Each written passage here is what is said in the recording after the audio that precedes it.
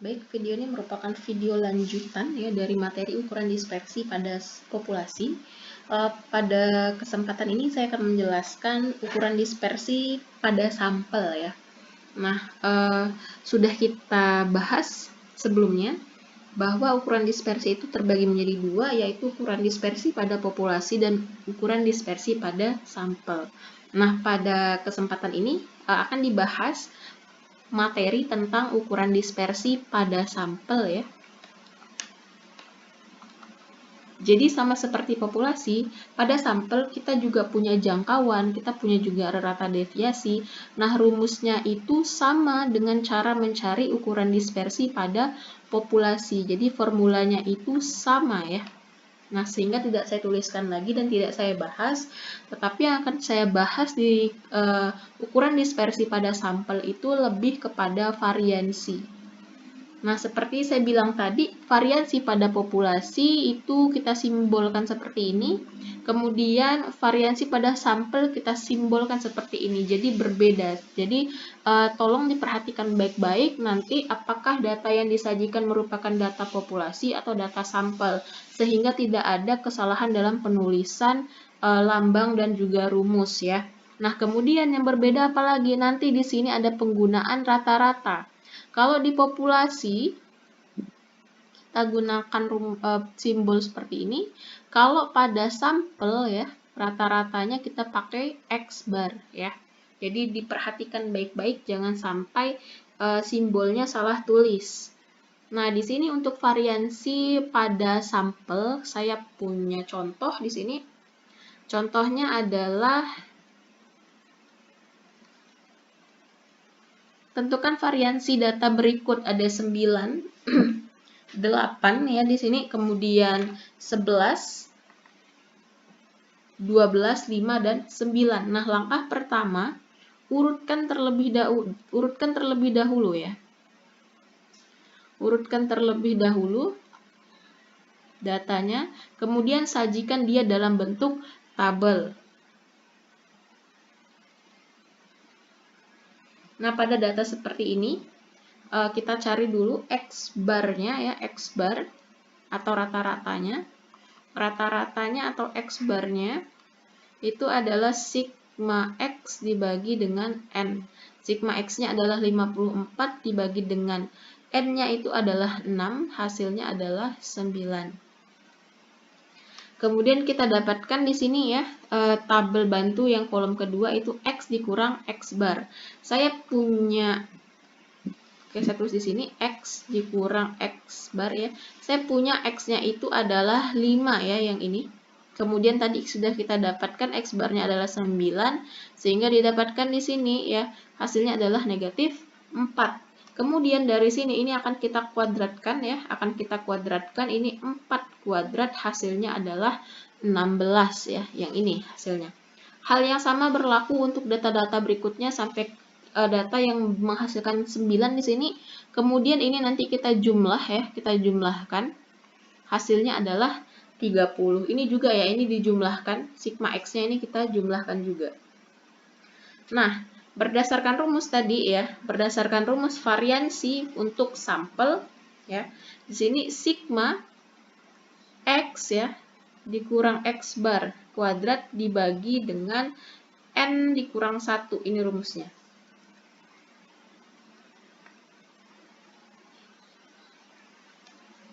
Kita masukkan hasilnya. Hasilnya kita masukkan yang ini ya, bagian yang ini.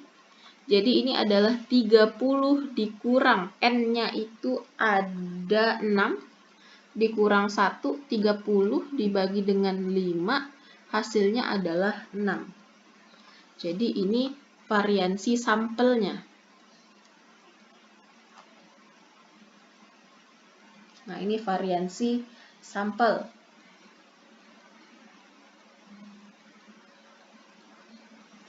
Nah, untuk data tunggal, data berkelompok ya, ini juga sama rumusnya seperti ini.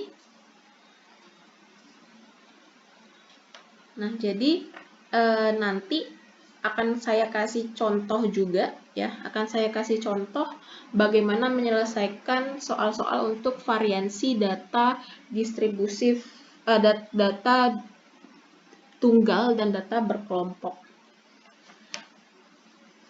Sebenarnya di sini ada contoh ya.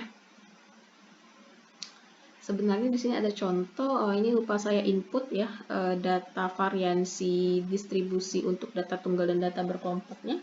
Nanti akan saya berikan contoh terpisah saja. Silahkan dilihat nanti di situ. Nah, kemudian di sini kita punya deviasi baku ya. Deviasi baku untuk populasi ya, tadi populasi ya.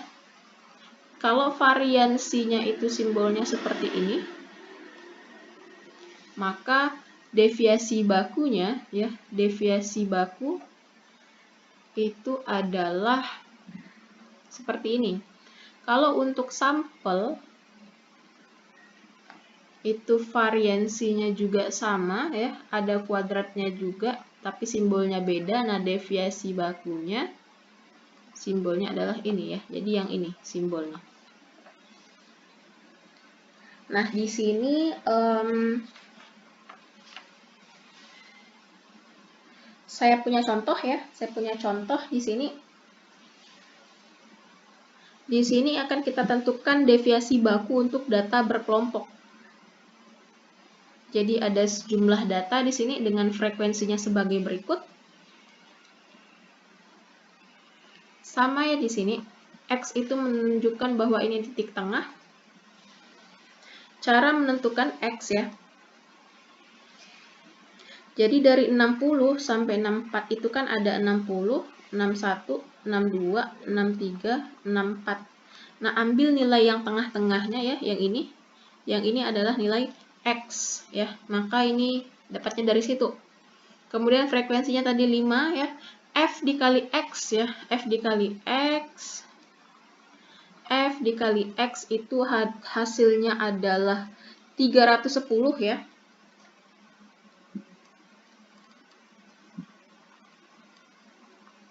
310 itu didapat dari 5 dikali dengan 62. Hasilnya 310. Oh ya, saya lupa bilang. Jadi untuk mencari deviasi baku, itu kita harus cari dulu variansinya. Jadi urutannya seperti itu. Ini saya kasih catatan di sini. Oke, berarti dalam contoh soal ini ya, karena variansinya belum diketahui nilainya ya, maka udah sekalian nih contohnya untuk data berkelompok. Tapi ini adalah rumus definisi. Saya akan kerjakan ini dengan rumus teorema ya, rumus definisinya ini. Nah, ini rumus definisi. Nah, kemudian tadi di sini akan saya kasih catatan. Jadi, untuk menentukan deviasi baku atau standar deviasi, harus ditentukan dulu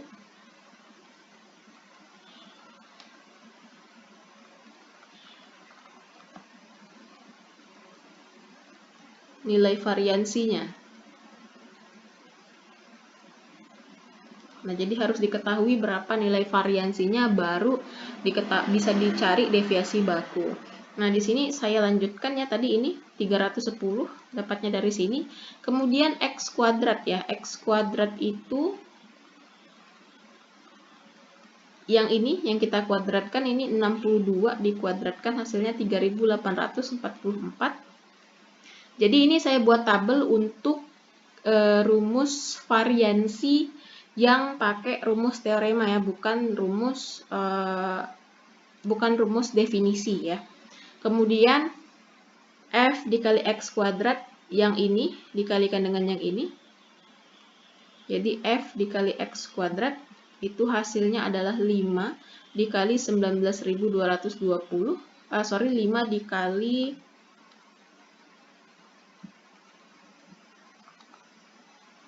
3.844, di sini hasilnya adalah 19.220. Kesemuanya ini nanti dijumlah, yang ini juga ya. Dijumlah dari awal sampai akhir. Dijumlahkan nanti akan didapat sigma F di sini. Nah, sama seperti ukuran dispersi pada populasi tadi, jadi ukuran dispersi pada sampel untuk mencari nilai variansi itu ada dua rumus, yaitu dengan menggunakan rumus definisi dan juga dengan menggunakan rumus teorema. Di mana rumus teoremanya adalah ya ini untuk variansi sampel N dikali sigma F dikali X kuadrat dikurang sigma F X dikuadratkan dibagi dengan N dikali N kurang 1. Ini adalah rumus teorema. Jadi ada dua rumus ya, diingat baik-baik. Untuk mencari variansi ada rumus teorema dan ada rumus definisi. Saya akan mencari ini dengan menggunakan rumus teorema. Caranya adalah tinggal kita masukkan datanya ya. Jadi ini S kuadrat sama dengan N-nya itu ada 20 ya, ini N-nya. 20 dikali dengan yang ini 94.450, kemudian dikurang dengan 1370 kita kuadratkan dibagi 20 dikali 20 dikurang 1. Ini nanti hasilnya adalah yang di atas nih ya. Jadi yang ini dikalikan dulu dengan yang ini ya. Kemudian yang ini dikuadratkan, baru nanti hasilnya dikurangkan. Hasilnya adalah 12.100 dibagi dengan, nanti ini dikurangkan dulu, baru dikalikan dengan yang ini ya. Ya baru, jadi 20 dikali 19, yang ini 380 sama dengan 31,842. Ini adalah nilai variansi. Tapi yang ditanyakan nilainya adalah nilai standar deviasi atau deviasi baku. Jadi untuk mencari deviasi bakunya ya diketahui S kuadratnya adalah 31,842. Sehingga S-nya adalah akar dari 31,842. Hasilnya adalah 5,64. Jadi ini adalah deviasi baku atau standar deviasinya. Nah, tugasnya adalah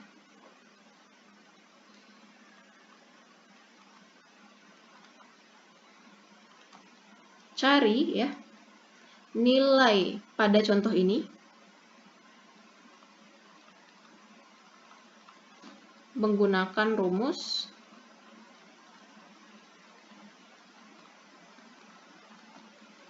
variansi definisi ya. Kemudian tentukan nilai deviasi bakunya. Jadi ada dua tugas.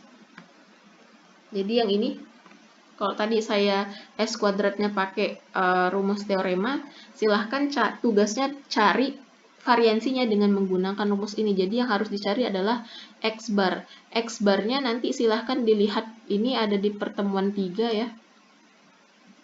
Di materi pertemuan 3. Silahkan dicari bagaimana cara mencari rata-rata untuk data berkelompok. Kemudian nanti di sini X-nya tetap ini adalah nilai tengah. F-nya yang ini ya, ini adalah F N kurang 1. Jadi N kurang 1 itu kalau pada contoh ya, ini adalah 20 kurang 1, hasilnya 19 kalau pada contoh ini ya. Oke, untuk materi ukuran dispersi pada sampel mungkin cukup sekian ya. Nanti akan diberikan link pengumpulan tugasnya. Terima kasih. Assalamualaikum warahmatullahi wabarakatuh.